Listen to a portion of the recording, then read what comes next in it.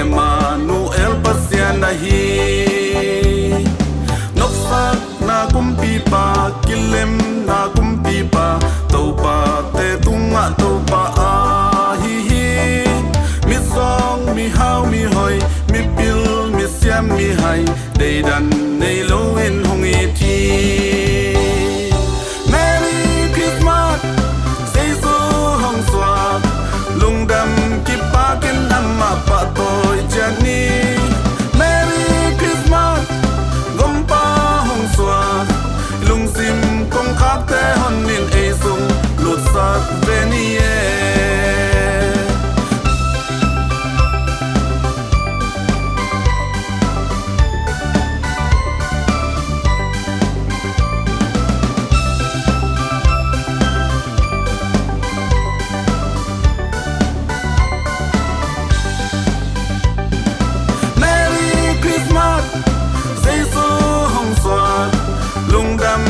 Pakin nama patoi jani